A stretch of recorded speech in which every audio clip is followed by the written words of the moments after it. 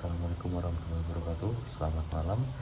Pada hari ini saya akan sampaikan tentang tugas 13 mata kuliah Organizational Behavior. Yang pertama itu adalah materi tentang komunikasi dalam organisasi. Pengertiannya sendiri ialah penyampaian dan pertukaran informasi atau pesan dari pengirim ke penerima, baik secara lisan ataupun tulisan melalui alat komunikasi. Unsurnya itu ada 7, yaitu pengirim, penyandian, pesan atau media, penerima, penafsiran, dan umpan balik, serta faktor gangguan atau noise. Nah, terus variabel dan aliran kelompoknya itu frekuensi komunikasi kelompok dipengaruhi oleh kesempatan berinteraksi, status, dan kepaduan atau integrity. Aliran komunikasi formal terdiri dari 4, yaitu komunikasi ke bawah, ke atas, horizontal, dan juga diagonal. Komunikasi efektif sendiri ialah dapat ditingkatkan melalui umpan balik, empati, pengulangan, bahasa sederhana, waktu yang tepat, mendengarkan secara seksama, dan penguatan arus informasi. Efektivitas diukur dari konsep validity atau ketepatan. Hambatannya ada beberapa hal, yaitu penilaian sumber, penyaringan informasi, tekanan waktu, mendengarkan secara selektif, beban berlebih, serta hambatan budaya. Selanjutnya adalah materi tentang kepemimpinan dalam organisasi. Pengertiannya sendiri ialah kemampuan untuk mempengaruhi orang lain atau suatu kelompok secara sukarela untuk dapat bertindak demi mewujudkan tujuan bersama yang telah ditentukan. Teorinya itu ada teori genetik atau bawaan lahir, teori sosial, lalu ada teori situasional, dan teori ekologis.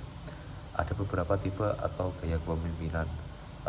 Jika menurut Owens, ada tipe autokratis, birokratis, serta diplomatis, partisipatif, dan ada terakhir free reign leader. Jika menurut Weber, ada beberapa tipe, yaitu karismatik, tradisional, legal, atau formal. Kalau berdasarkan interaksi kelompok, ada demokratis, otoriter, dan laissez-faire atau sering disebut sebagai liberal. Syarat kepemimpinan efektif itu perlu adanya transparansi, empati, konsistensi, dan kohesivitas atau saling ketergantungan, serta yang terakhir adalah partisipatif, yaitu menumbuhkan kepedulian publik atau aparat. Materi selanjutnya ialah pengambilan keputusan dalam organisasi. Pengertian dan persepsinya ialah proses memilih alternatif tindakan untuk menyelesaikan masalah. Proses ini sangat dipengaruhi oleh persepsi individu atau cara menafsirkan stimulan lingkungan. Dasar pengambilan keputusannya itu, jika menurut teori ada 5 dasar, yaitu intuisi, perasaan, pengalaman, wewenang, fakta atau disebut sebagai data empiris, serta ada rasional, objektif, dan logis.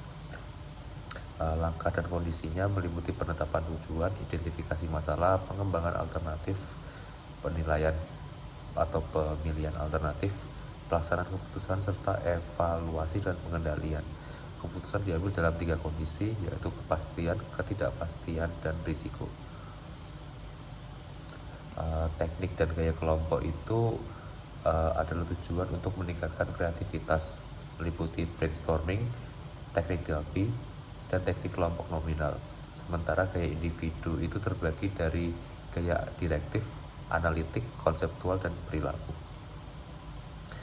Sedangkan materi terakhir di sesi 12 adalah tentang motivasi dalam organisasi, yang memiliki pengertian adalah kondisi sadar yang mendorong atau menjadi alasan seseorang untuk melakukan suatu perbuatan demi mencapai tujuan organisasi dengan intensitas, arah, dan ketekunan yang tinggi. Ada teori motivasi, ada 6 sih teori utamanya, yaitu kebutuhan Maslow atau kebutuhan tingkat fisik hingga aktualisasi diri, teori 2 faktor Herzberg atau motivator dan faktor kesehatan lingkungan kerja, teori prestasi McClellan, teori penguatan atau reinforcement, dan teori harapan Fromm, dan serta ada teori tujuan logi. Motivasi itu memiliki hal yang sangat penting, terutama bagi yang berposisi sebagai manajer atau di tingkatan manajer, yaitu untuk mendorong karyawan atau pegawai agar memiliki sifat pekerja keras, kreatif, maksimal, dan antusias demi produktivitas yang tinggi di perusahaan tersebut. Manfaat dan fungsinya sebagai pendorong, penggerak, serta pengarah perbuatan untuk mencapai tujuan terbaik di organisasi. Dan jenis dan faktor ada motivasi intrinsik yang muncul dari dalam diri sendiri dan ekstrinsik dari luar, misalkan pengupahan atau reward kepada pegawai. Faktor yang mempengaruhinya adalah karakteristik individu dan lingkungan pekerjaan itu sendiri. Sekian dari saya.